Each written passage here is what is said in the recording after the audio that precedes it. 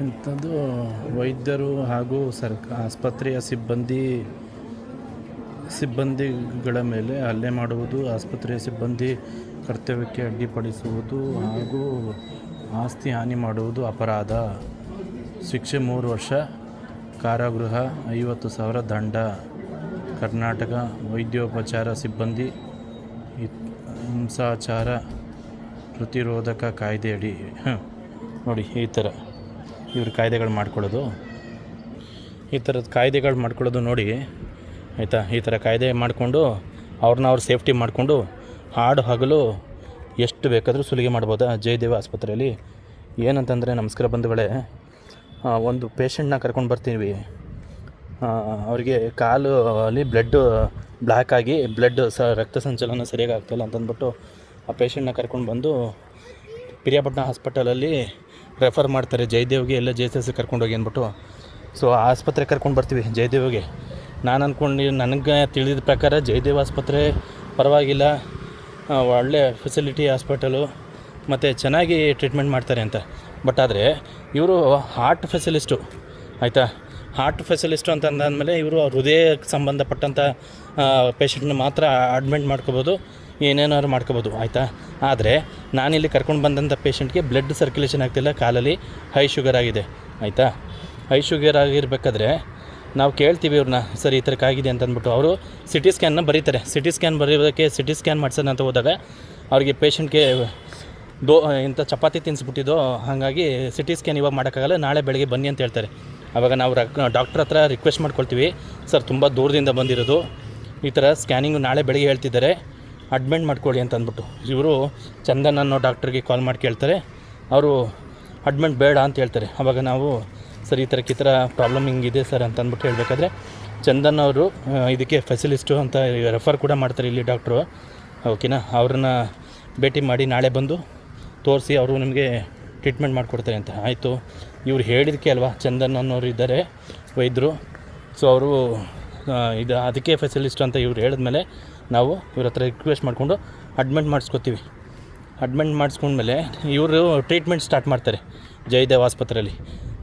ನಾನು ಟ್ರೀಟ್ಮೆಂಟ್ ಕೊಡ್ತಾವ್ರೆ, ಹಾರ್ಟಿಗೆಲ್ಲ ಏನೇನೋ ಇದು ಮಾಡಿ ಬೆಲ್ಟೆಲ್ಲ ಹಾಕಿ ಇದು ಮಾಡ್ತಾಯಿದ್ರಿ ಅದೇ ಭಾಗದಲ್ಲಿ ಅಂತಂದಾಗ ನಾನು ಹೇಳ್ತೀನಿ, ಸರ್ ಇವರು ಬರೀ ಇದು ಕಾಲು ಬ್ಲಡ್ ಸರ್ಕ್ಯುಲೇಷನ್ ಆಗ್ತಿಲ್ಲ, ಅದು ಬಿಟ್ಟು ಹಾರ್ಟದ ಪ್ರಾಬ್ಲಮ್ ಯಾವುದೂ ಇಲ್ಲ, ಆದರೆ ನೀವು ಏನಕ್ಕೆ ಈ ಟ್ರೀಟ್ಮೆಂಟ್ ಕೊಡ್ತಾಯಿದ್ದೀರಾ ಅಂತಂದಾಗ, ಇಲ್ಲ ಸರ್ ನಮಗೆ ಡಾಕ್ಟ್ರ್ ಹೇಳಿದ್ದಾರೆ ನಾವು ಇದೇ ಟ್ರೀಟ್ಮೆಂಟೇ ಕೊಡೋದು, ಬ್ಲಡ್ಡು ಇದಾಗೈತೆ ಅಂತ ಅಂದ್ಬಿಟ್ಟು ನೋಡ್ತಾಯಿದ್ವಿ ಅಂತಂದರು ಆಯಿತಾ.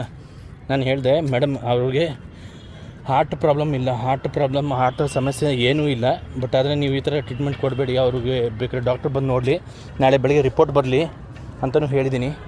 ಆದರೆ ಇವ್ರು ಏನು ಮಾಡಿದ್ರು ಅಂತಂದರೆ ಹಾರ್ಟೊಂದು ಟ್ರೀಟ್ಮೆಂಟ್ ಕೊಟ್ಟಿದ್ದಾರೋ ಇಲ್ವೋ ಗೊತ್ತಿಲ್ಲ ಅದುವೇ. ಬಟ್ ಆದರೆ ಒಂದು ರಾತ್ರಿ ಮತ್ತು ಒಂದು ಡೇ ಮಧ್ಯರಾತ್ರಿ 2 ಗಂಟೆ, ಸೊ 2 ಗಂಟೆ ಅಷ್ಟೊಳಗಡೆ ಇವ್ರು ಏನು ಮಾಡ್ತಾರೆ, MRI ಸ್ಕ್ಯಾನಿಂಗು, ಒಂದು CT ಸ್ಕ್ಯಾನ್ ಆಯಿತು. CT ಸ್ಕ್ಯಾನ್ ಆದಮೇಲೆ ಬೆಳಗ್ಗೆ ಡಾಕ್ಟ್ರ್ ಬಂದು ನೋಡೂ ಇಲ್ಲ. ಅದಾದ ನಂತರ ಮತ್ತೆ CT ಸ್ಕ್ಯಾನ್ ಬಂದಮೇಲೆ ಡಾಕ್ಟ್ರ್ ಹೇಳೋದೇನಂತ, ಇದು ತುಂಬ ಕ್ರಿಟಿಕಲ್ ಇರೋಗ್ಬಿಟ್ಟೈತೆ, ಯಾಕೆಂತಂದರೆ ಪೇಷಂಟು ಬದುಕೋ ಲೆವೆಲಲ್ಲಿಲ್ಲ, ಕಾಲಲ್ಲಿ ಸತ್ವನೇ ಇಲ್ಲ, ಕಾಲಲ್ಲಿ ಜೀವನೇ ಇಲ್ಲ, ಕಾಲು ಪೂರ್ತಿ ವಿಷ ತುಂಬಿಬಿಟ್ಟೈತೆ, ಕಾಲನ್ನ ಕಟ್ಟೇ ಮಾಡಬೇಕಾಯ್ತದೆ ಅಂತಂದ್ಬಿಟ್ಟು ಅದಕ್ಕೆ ಫೆಸಿಲಿಸ್ಟು ಅಂತ ಹೇಳಿದ್ರಲ್ಲ ಇವರು ಜಯದೇವ ಆಸ್ಪತ್ರೆಯಲ್ಲಿ, ಆ ಪುಣ್ಯಾತ್ಮ ಹೇಳಿ ಹೋಗೋದು ಆಯಿತಾ.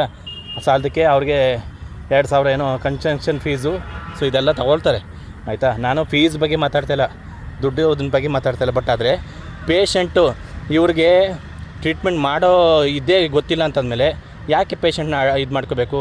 ಇವರು ಹಾರ್ಟ್ ಫೆಸಿಲಿಸ್ಟು ಅಂತಂದರೆ ಹಾರ್ಟ್ ಫೆಸಿಲಿಸ್ಟಿಗೆ ಮಾತ್ರ ಇವರು ಇದು ಮಾಡಬೇಕಲ್ವ. ಅದನ್ನು ಬಿಟ್ಬಿಟ್ಟು ಪೇಷಂಟ್ಗೆ ಬೇಡ ಇಲ್ದಿರೋ ಟ್ರೀಟ್ಮೆಂಟ್ ಕೊಟ್ಕೊಂಡು ಇವರು 22,000 ರೂಪಾಯಿ ಬಿಲ್ ಮಾಡವ್ರೆ ಆಯಿತಾ. ಕೇಳಿದ್ರೆ ನಮ್ಮ ಮೇಲೆ ದಬ್ಬಾಳಿಕೆ ಮಾಡ್ತಾರೆ. ಎಲ್ಲ ಸರ್ ನಾವು ಇದು ಹಾರ್ಟ್ ಒಂದು ಸಮಸ್ಯೆ ಅಲ್ಲ ಅಂತ ಅಂದ್ಬಿಟ್ಟು ಹೇಳ್ತಾನೆ ಇದ್ದೀನಿ, ಬಟ್ ಕೇಳ್ತಾ ಇಲ್ಲ. ಇದು ಹಾರ್ಟನ ಸಮಸ್ಯೆ ಅಲ್ಲ, ಕಾಲಿನ ಸಮಸ್ಯೆ ಆಗಿರೋದು ಅಂತಂದರೆ ಅದನ್ನು ಕೂಡ ಲೆಕ್ಕಿಸ್ತಾನೆ. ಮತ್ತು ಮಧ್ಯರಾತ್ರಿ 12 ಗಂಟೆಯಲ್ಲಿ ಇಲ್ಲ ನೀವು ಡಿಸ್ಚಾರ್ಜ್ ಮಾಡ್ಕೊಂಡು ಹೋಗಿ ಅಂತ ಹೇಳ್ತಾರೆ.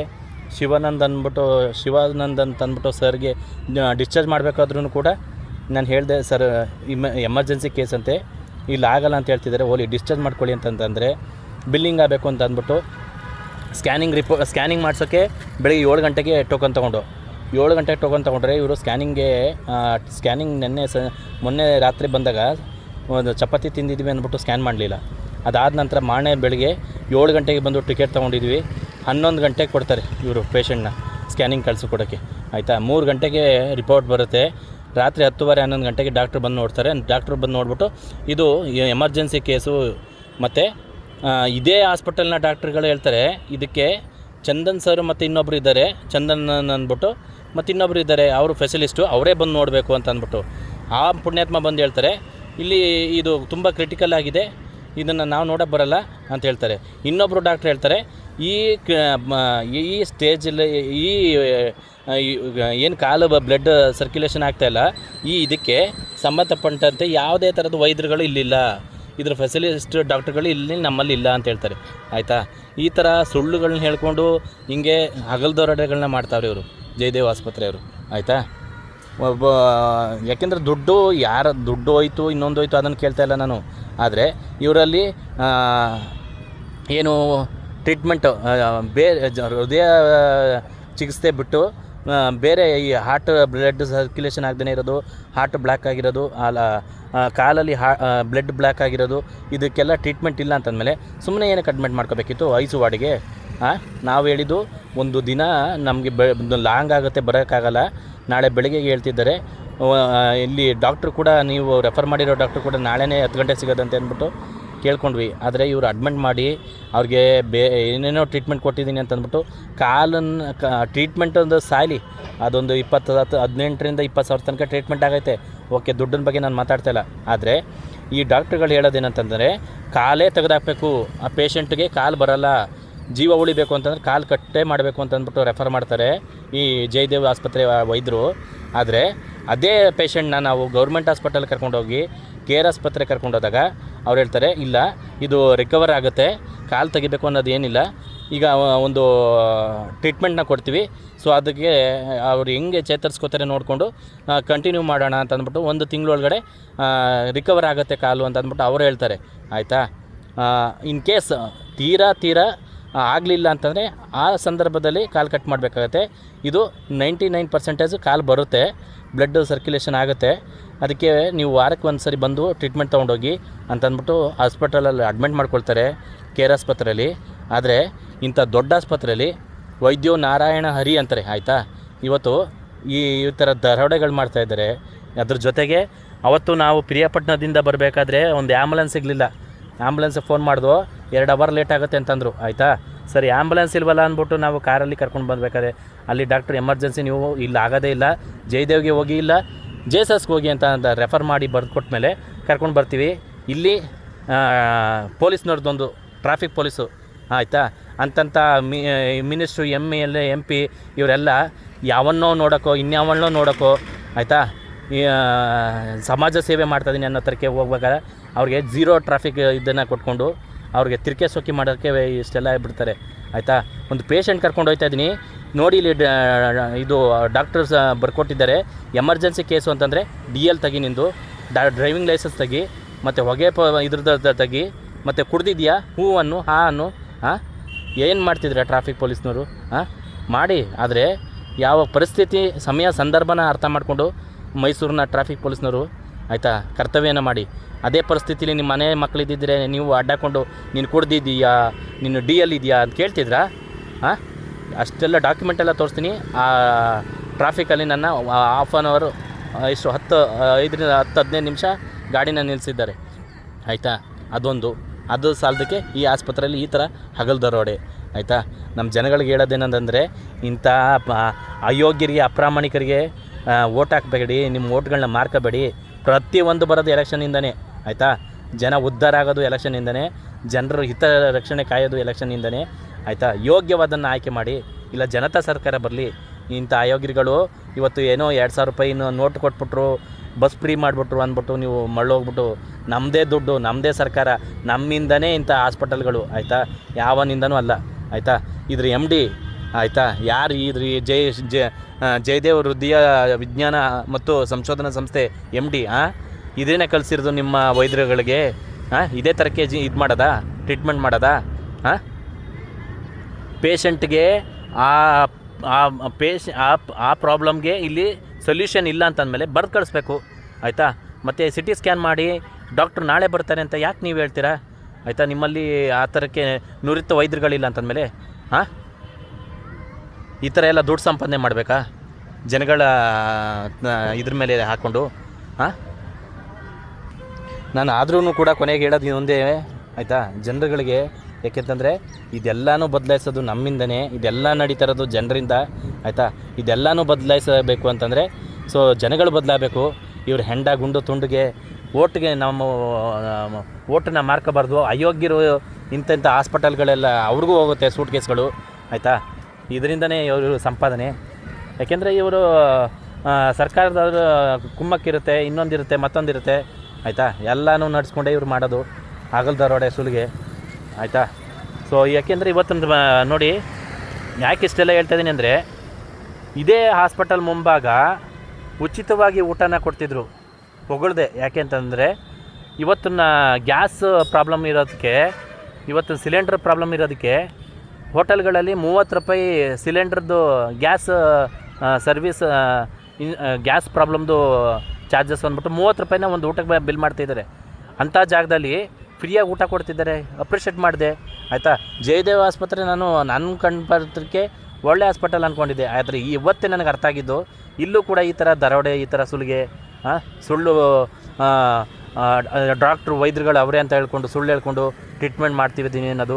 ಆ ವಿಷಯಕ್ಕೆ ಸಂಬಂಧಪಟ್ಟಂತೆ ಇವರು ಒಂದೇ ₹1 ಟ್ರೀಟ್ಮೆಂಟ್ ಮಾಡಿಲ್ಲ, ಬಟ್ 18,000 ರೂಪಾಯಿ ಬಿಲ್ ಮಾಡವ್ರೆ. ಬಿಲ್ ಕಟ್ಕೊಟ್ಟಿದ್ದೀನಿ, ಪೇಷಂಟ್ ಕರ್ಕೊಂಡೋಗಿ. ಮತ್ತು ಸಾಲದಕ್ಕೆ ಇವರು ಜೀವನೇ ಉಳಿಯಲ್ಲ ಪೇಷಂಟ್ದು ಅಂತಲೂ ಹೇಳಿದ್ರು. ಆದರೆ ಇವತ್ತು ಆ ಪೇಷಂಟ್ ಚೆನ್ನಾಗೇ ಇದ್ದಾರೆ, ಇದೇ KRS ಹಾಸ್ಪಿಟಲಲ್ಲಿ ಇದ್ದಾರೆ, ಆಯಿತಾ? ಸರ್ಕಾರಿ ಆಸ್ಪತ್ರೆನೇ ಎಷ್ಟು ಬೆಟರ್ ಅನ್ನಿಸ್ಬಿಡ್ತು. ಯಾಕೆಂದರೆ ಈ 3 ವರ್ಷದಿಂದ ಹೋಗಿದ್ದೆ ನಾನು KRS ಆಸ್ಪತ್ರೆಗೆ. ಅಲ್ಲಿ ಅಷ್ಟು ಇದಿರಲಿಲ್ಲ, ಟ್ರೀಟ್ಮೆಂಟ್ ಇರಲಿಲ್ಲ, ಫೆಸಿಲಿಟಿ ಇರಲಿಲ್ಲ. ಮತ್ತು ಇವತ್ತು ಯಾವುದೇ ಆಸ್ಪತ್ರೆಗಳಿಗೆ ಹೋದ್ರೂ ಇಂಪ್ಲೆನ್ಸ್ ಬೇಕು. ಈ ಆಸ್ಪತ್ರೆಯಲ್ಲೂ ಕೂಡ ಇಂಪ್ಲೆನ್ಸ್ ಇರಬೇಕು, ದುಡ್ಡು ಇರಬೇಕು. ಆ ಆಸ್ಪತ್ರೆಯಲ್ಲೂ ಕೂಡ ಇಂಪ್ಲೆನ್ಸ್ ಇರಬೇಕು, ದುಡ್ಡು ಇರಬೇಕು. ಆದರೆ ನಾನು ಡಾಕ್ಟ್ರುಗಳಿಗೆ ಹೇಳೋದು ಒಂದೇ ಮಾತು, ಆಯಿತಾ? ಸಂಪಾದನೆ ಮಾಡಿ, ಸಂಪಾದನೆಯೇ ಜೀವನ. ಆದರೆ ದುಡ್ಡೇ ಎಲ್ಲನೂ ನಿಮಗೆ ತಂದು ಕೊಡೋಲ್ಲ. ನೀವು ಸತ್ತಾಗಲಿ, ನೀವು ಹೋದಾಗಲಿ ನಿಮ್ಮನ್ನು ದುಡ್ಡಿಂದನೇ ಮುಚ್ಚೋದಿಲ್ಲ, ಆಯಿತಾ? ಒಂದು ಟ್ರೀಟ್ಮೆಂಟ್ಗೆ ಸರಿಯಾದ ನ್ಯಾಯಬದ್ಧವಾಗಿ ಟ್ರೀಟ್ಮೆಂಟ್ ಮಾಡಿದ್ರೆ ಅದಕ್ಕೆ ಸರಿಯಾದ ರೀತಿಲಿ ಬೆಲೆ ಕಟ್ಟಿ, ಅದನ್ನು ಬಿಟ್ಬಿಟ್ಟು ನಿಮ್ಗೆ ಇಷ್ಟ ಬಂದಂಗೆ ಬಿಲ್ ಹಾಕ್ಕೊಂಡು, ಆಯಿತಾ? ಇಲ್ಲದೇ ಇರೋ ಡಾಕ್ಟ್ರನ್ನ ಇದ್ದಾರೆ ಅಂದ್ಕೊಂಡು CT ಸ್ಕ್ಯಾನ್ ಅಂತೆ, ಅದಂತೆ ಇದಂತೆ ಇದೆಲ್ಲ ಮಾಡಿಸ್ಬೇಕು ಅನ್ನೋ ಅವಶ್ಯಕತೆ ಏನಿತ್ತಿಲ್ಲ. ನೀವಲ್ಲೇ ನಿಮ್ಮ ಡಾಕ್ಟ್ರುಗಳೇ ಹೇಳ್ತಾರೆ ಇದಕ್ಕೆ ಈ ಪ್ರಾಬ್ಲಮ್ಗೆ ನಮ್ಮಲ್ಲಿ ವೈದ್ಯರುಗಳೇ ಇಲ್ಲ ಅಂತ ಹೇಳ್ತಾರೆ. ನೀವು ನೋಡಿದ್ರೆ ವೈದ್ಯರಿದ್ದಾರೆ, ನಾಳೆ ಬೆಳಗ್ಗೆ ಬರ್ತಾರೆ 10 ಗಂಟೆಗೆ, ಟೋಕನ್ ತೊಗೋಬೇಕು, ನೀವು ಈ CT ಸ್ಕ್ಯಾನ್ ಮಾಡಿಸಿ ಅಂತ ಹೇಳ್ತೀರಾ. ಹಾಂ, ಇದೆಲ್ಲ ದುಡ್ಡನ್ನ ಯಾವ ಥರ ನೀವು ದರೋಡೆ ಮಾಡ್ತಿದ್ದೀರಾ, ಜನಗಳನ್ನ ಯಾವ ಥರ ಮೋಸ ಮಾಡ್ತಿದ್ದೀರಾ, ಇದನ್ನೆಲ್ಲ ಜನತೆ ಅರ್ಥ ಮಾಡ್ಕೋಬೇಕು ಮುಂದಿನ ದಿನಗಳಲ್ಲಿ. ಯಾಕೆಂತಂದರೆ ಇದನ್ನು ಆಳ್ವಿಕೆ ಮಾಡೋಂಥ ಯೋಗ್ಯವಾದನಾದರೆ ಸೊ ಅದ್ರ ಕೆಳಗಡೆ ಬರೋವಂಥ ಫುಲ್ಲು ಅಸೆಂಬ್ಲಿನ ಕರೆಕ್ಟ್ ಮಾಡ್ಬೋದು. ಬಟ್ ಆದರೆ ನಾವು ಯೋಗ್ಯವಾದ ನಾಯಕರುಗಳನ್ನ ಆಯ್ಕೋತಾ ಇಲ್ಲ. ಇವತ್ತು ನಮ್ಮನ್ನು ನಾವು ಗುಂಡು ತುಂಡು 500 ರೂಪಾಯಿ ಕಾಸಿಗೆ ನಮ್ಮ ಓಟನ್ನು ಮಾರ್ಕೊಂಡ್ರೆ ಇಂಥದ್ದೆಲ್ಲ ಪ್ರತಿಯೊಂದು ಹಂತದಲ್ಲೂ ಬರೋ ಪರಿಸ್ಥಿತಿಗೆ ಇವತ್ತಿನ ಹದಗೆಟ್ಟಿರೋ ರಾಜಕಾರಣನೇ ಕಾರಣ. ಮತ್ತು ಆ ರಾಜಕಾರಣಿಗಳ ಕುಮ್ಮಕ್ಕಿನಿಂದ ಇವತ್ತು ಸಂಪಾದನೆ ಮಾಡ್ತಿರೋ ಹಾಸ್ಪಿಟಲ್ಗಳೇ ಕಾರಣ, ಆಯಿತಾ? ಈ ಥರ ಕೆಲಸನ ಯಾವುದೇ ಕಾರಣಕ್ಕೂ ಮಾಡಬೇಡಿ. ಸೊ ನಾಚಿಕೆ ಆಗಬೇಕು ಇಂಥ ಹಾಸ್ಪಿಟಲ್ಗಳಿಗೆ. 12 ಗಂಟೆ ರಾತ್ರಿಯಲ್ಲಿ ಪೇಷಂಟ್ನ ಡಿಸ್ಚಾರ್ಜ್ ಮಾಡೋಕ್ಕೂ ಕೂಡ 1 ಅವರ್ ವೆಯ್ಟ್ ಮಾಡಿಸಿದ್ದಾರೆ. ಶಿವಾನಂದ ಸರ್ಗೆ ಕಾಲ್ ಮಾಡಿದ್ಮೇಲೆ ಇಮಿಡಿಯೇಟಾಗಿ ಎಲ್ಲನೂ ಫಟಾಫಟ್ ಅಂತ ಮಾಡ್ತಾರೆ. ನಾವು ಕೇಳಬೇಕಾದ್ರೆ ಫೈಲ್ನ ಪಕ್ಕಕ್ಕೆ ಇಟ್ಬಿಟ್ಟು ತಡ್ರಿ ಮಾಡಿಕೊಡ್ತೀವಿ, ಹೇಳ್ತಾ ಇದ್ದೀವಿ ಸರ್, ಎಮರ್ಜೆನ್ಸಿ ಕೇಸು ಸರ್, ನಿಮ್ಮ ವೈದ್ಯರುಗಳೇ ಬಂದ್ಬಿಟ್ಟು ಈ ಥರ ಹೇಳ್ತಾವ್ರೆ, ಅದು ಹಾರ್ಟಿಗೆ ಬಂದರೆ ಜೀವನೇ ಉಳಿಯಲ್ವಂತೆ, ಬೇರೆ ಕಡೆ ಕರ್ಕೊಂಡೋಗಿ ಅಂತ ಹೇಳ್ತಿದ್ದಾರೆ, ಡಿಸ್ಚಾರ್ಜ್ ಮಾಡಿಕೊಡಿ ಅಂತಂದರೆ ಅದಕ್ಕೂ 1 ಅವರ್ ಕಾಯಿಸಿದ್ರು. ನಂತರ ನಾನು ಬೇರೆ ಯಾರೊಂದನ್ನು ಪರಿಚಯದಿಂದ ಈ ಡಾಕ್ಟ್ರ್ ಇಲ್ಲಿನ ವೈದ್ಯರು ಒಬ್ಬರು ಶಿವಾನಂದ್ ಸರ್ ಅನ್ನೋರಿಗೆ ಕಾಲ್ ಮಾಡಿ ಮಾತಾಡ್ಬೇಕಾರೆ ಅವರು ಆವಾಗ ಇವ್ರಿಗೆ ಕಾಲ್ ಮಾಡಿ ಪಟ್ಟಂತ ಡಿಸ್ಚಾರ್ಜ್ ಮಾಡೋದಕ್ಕೆ ವ್ಯವಸ್ಥೆ ಮಾಡ್ತಾರೆ. ಇದೆಲ್ಲ ಏನು ಸ್ವಾಮಿ ನಿಮ್ಮದು? ಜೀವದ ಜೊತೆ ಆಟ ಆಡಬೇಡಿ, ಆಯಿತಾ?